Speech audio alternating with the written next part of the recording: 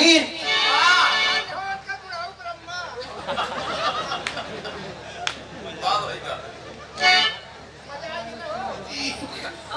सुनने वाले बाबूजी, अच्छा मेहरारू है ने के लड़की पैदा भई और कमेटी के आदेश है कि सही बात बिरहा सवाल जवाब हो के चाहे तो बिरहा में भरपूर आनंद आए। और हकीकत में आप लोगों ने बिरहा किया है तो हम उसमें का कलाकार है कि बिरहा बाउंस न जाए दे।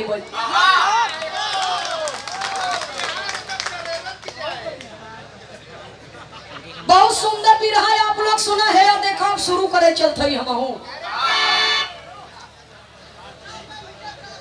सुनने वाले बाबूजी, कहा जाता है जहां न पहुंचे रवि वहां पहुंचे कवि। हमारे पूज्य कवि जी हमारे मंच पर ही नहीं, हमारे हृदय के सिंहासन पर विराजमान, जिनकी देन है कि ये बिरहा समाज हमें मिली है। पूज्य श्री खेमराज यादव मोछ वाले माननीय कवि जी, आज हमारी शिष्या है एक श्वेता यादव, उसका कार्यक्रम है इसलिए कवि जी नहीं आ पाए। हम इसी पावन धरती से कवि जी के श्री चरणों में नमन करते हैं, प्रणाम करते हैं, आशीर्वाद की कामना करते हैं। गुरु अपने आशीर्वाद के रूप में सदैव अपने शिष्यों के साथ रहा करते हैं। तो कवि जी का आशीर्वाद हमारे सिर माथे पर और जनता भगवान का आशीर्वाद हम लोगों के साथ में रहे, इसलिए कि पब्लिक चैनल से बढ़कर के कोई और चैनल ये जनता जेके चाहे हुआ पहुंचावे बाबूजी, और जहां चाहे हुआ से पकड़ के खींच ले। आइए तमाम धुन दर्ज सुने आप लोग महेंद्र भैया जी की ओर से। मास्टर एक आंखें बजाई देता तो हो।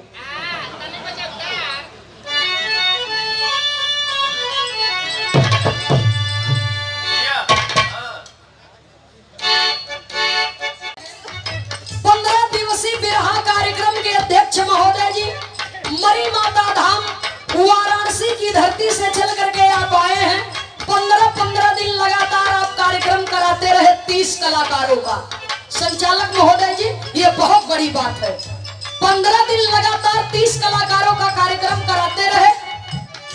और पूज्य बाबू श्री बनवारी लाल यादव माननीय नेता जी और बिरहा मीडिया प्रभारी बड़े भैया जी श्री कमलेश वर्मा जी और हमारे बड़े भैया जी श्री आनंद बहादुर यादव जी, पंचू लाल जी, सुभाष भैया जी, आप सब बनारस की धरती से चल करके आए हैं। बाबू बनवारी लाल यादव जी से माननीय नेता जी से हम चाहेंगे कि